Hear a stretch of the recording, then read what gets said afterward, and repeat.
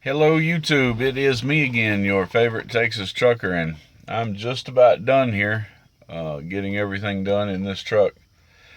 Um, Panning back here to the back, you can see I built a little table platform for me to be able to work on. It's nothing special, it's removable. It's not real strong, I couldn't stand on it or anything like that, but it's sufficient for what I need, and it'll definitely give me a work area back there. Of course, got the bed made, and I've still got that stuff there to sort out and put up. And then, of course, I've still got a few things left to do in the other truck, and getting stuff out of it, getting moved in, and getting all that stuff situated. I'm going to go out for another 2 or 3 weeks with Millis.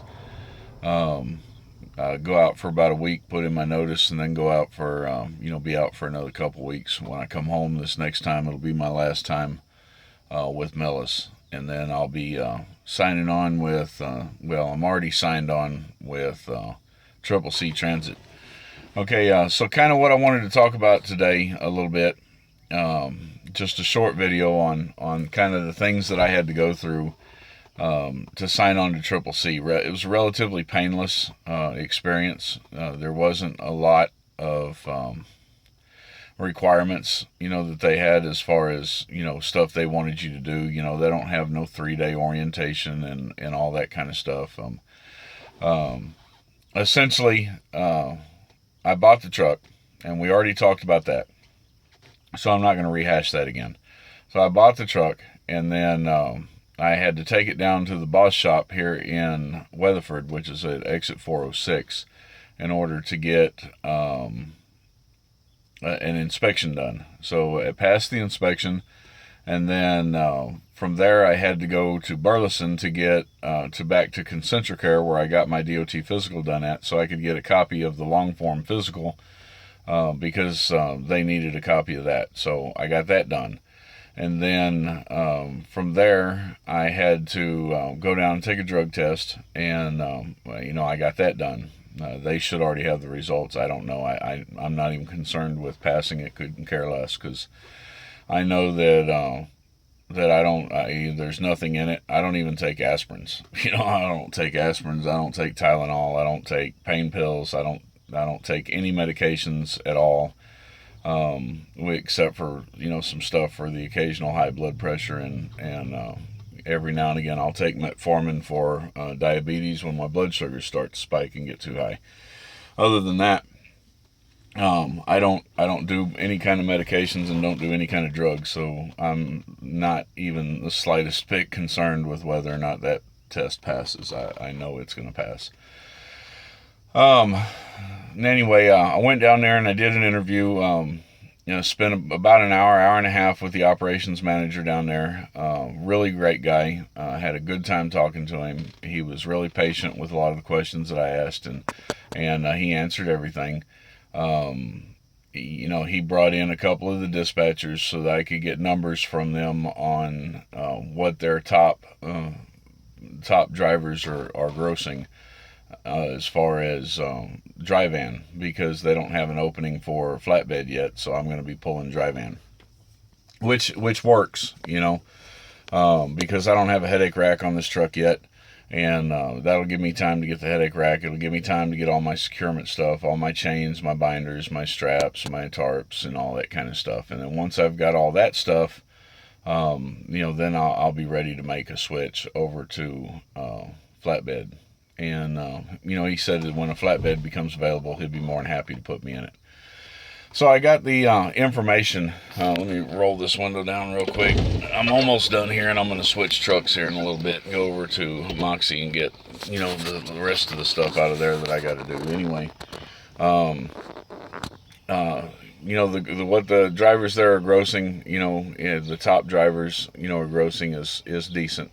They've got a minimum amount that they want each truck to bring in a week, and as long as you bring that minimum amount in, then they're not going to say much to you. They want, if you want to make more, then they're, as he explained it, their business model is based on, getting the owner operators as much money as they can get. The Triple C gives 80% of the line haul and 100% of the fuel surcharge, and they give they take care of all the IFTA and the plates and the tags and all that stuff, and there's no trailer fee, so it's just I get a flat 80% plus the fuel surcharge, and anyway, I'm happy with that, for now. I'm planning on getting my own authority, but at the moment that's not in the picture, so I'm definitely happy with 80% now. And they don't have health insurance, so I'm going to have to get my own health insurance. They're working on getting a group insurance policy, but they haven't done it yet. Hopefully they'll have that done pretty soon. Meanwhile, I'll either sign on with my wife's health insurance, or I will get my own through OIDA or something like that.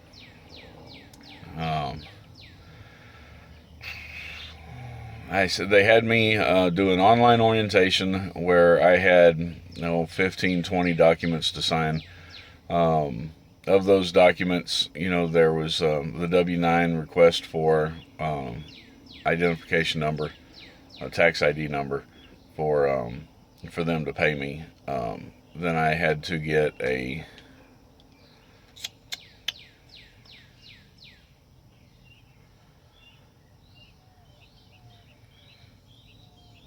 I'm sitting there trying to think through the different documents I signed. A drug testing policy. There was a internal logbook audit policy where I have to send my logs in after every trip, and they audit the logs, and if they find that you're not running legal, then they will fire you. All right, and let's see, I had to the drug testing policy. Again, I don't pay any attention to that because I don't do drugs. If a load agreement or a load refusal policy, if they dispatch me on a load, I don't have to take it. I can refuse the load. But once I've accepted the load, if I later refuse the load for whatever reason, then it's a $150 fine. I have to pay $150 for refusing that load. Which, unless there's something just really screwed up, I don't see me ever doing that. Well, what else did they have? I don't remember. There was a lot of paperwork. Stuff on my truck, the registration information on my truck, in my insurance stuff on my truck, getting their insurance, and all that. But honestly, it was a 1 day process. I took care of all that in 1 day, and the rest of the time I've been dealing with the truck. So signing on to the company wasn't bad. Now, this is what I want to say in all of that. Okay, let me begin this with a disclaimer. The disclaimer is that I'm just now getting started as an owner-operator. There's people out there that have a ton more experience than I do. I'm going to make mistakes. They've already made those mistakes and learned from them. I've still got to learn from them. I understand I'm going to make the mistakes. I'm trying to do my best to minimize any mistakes that I may make by diligent research and study prior to making all these decisions and changes. Okay, now with that said, you can lease on to any company that'll let you lease on to them. Some companies have a minimum age requirement on their trucks, and that minimum age requirement is often 10 years or less. Some of them are 8 years, some of them are 7 years, but often they're 10 years or newer. Because my truck is considerably older than that, and I wanted it that way. My choices and who I'm going to lease on are fairly restrictive. All right, so there's quite a few companies still out there. You've got Landstar, you've got Mercer, there is CRST Malone, Titan Transportation. There's a few more. I don't recall. There's a bunch of them out there that you can sign on to. So it's not like you're not going to be able to put your truck to work, even though that's what some folks are going to tell you. They're going to tell you, hey, if you don't have a a new truck, you're not going to be able to sign it on anywhere, and that's not the truth. There are people there that will sign you on. You kind of got to look for them. In the input that I've gotten from owner operators, a lot of the guys will say, and I'm trying to separate myself from the opinion because I don't have experience in it. But a lot of people will say that if a company has a minimum age requirement on the truck, all right, then typically that's a sign that is going to be a low-paying company. Okay, for instance, let's say that you go with what is the name of that company? John Christner Trucking. Okay, I know a couple of people that are signed on with JCT. Okay, and I've looked at them. I looked at them in my process when I was considering who to sign on for. They have a minimum age requirement on their truck, and I don't recall. I think it's 7 years. It may be 8 years, but there's a minimum age requirement on their trucks, and they pay like 94 cents a mile, something like that, plus fuel surcharge. They say after the fuel surcharge, it comes out to like $1.10, $1.15 a mile. I just completely, that wasn't even an option for me. Not even with low overhead, that's not an option for me. So I don't know. Maybe these guys are right. It's been my experience in the companies that I've looked at that does hold true. Okay, not always, but it is my experience. Now let's take CRST Malone for example. CRST Malone has no age requirement on their trucks. And you get 25% of the load and $185 trailer fee, which honestly that's not that bad. It's not bad at all, especially when you look at their average rate per mile. Their average rate per mile is running $2.10 up to a friend of mine pulled for $4 and something a mile. So. It's not bad. That's not a bad rate, and it's not, it's not a bad percentage, and there's no age requirement on the truck. So, same thing with Landstar. Landstar, I don't think has as big of a percentage, so I'm not going to speak on their percentage because I don't remember exactly what it is. Excuse me. But Landstar, pays a percentage of the freight, and they have no age requirement on the truck. So as an owner-operator, this is my opinion. As an owner-operator, when you're choosing to sign on to a carrier, you want to pick a carrier that gives you a percentage in freight. And that was one of the big problems that I had in choosing a carrier. I didn't go with Landstar because Landstar requires everybody to have a hazmat endorsement. I don't want to mess with a hazmat endorsement. I don't want to do it. I don't want it, I'm not going to get it. So that cuts me out of Landstar. CRST Malone was a good company. From what I could tell, it looked like a good company, and I've got friends of mine that are there, and they're happy there. They've done well there.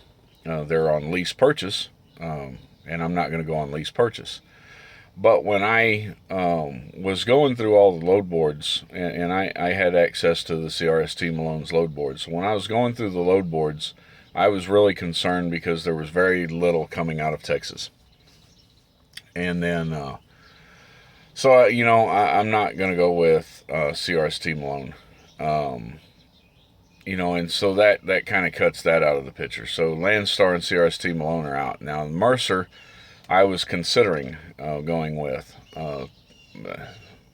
But again, I'm dealing with a lot of unknowns with Mercer. I don't know how well their freight runs in this area. I couldn't find out how well their freight runs in this area. I couldn't really get a clear answer on what revenue drivers were bringing in.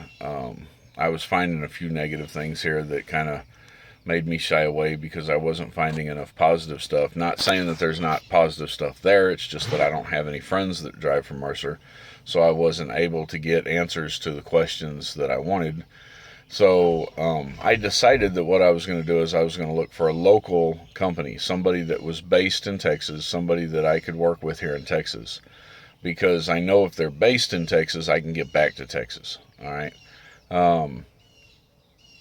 And so Triple C Transit's only about 10 minutes down the road from my house. They're not very far from here. And so my advice to you is, if you are deciding to lease on to a company as a carrier, then what you need to do, or what I think that you need to do, is that you need to choose a percentage-based contract, okay? And I wouldn't take anything under 75% personally. That's just me. It's the standard that I kind of wanted to set for myself.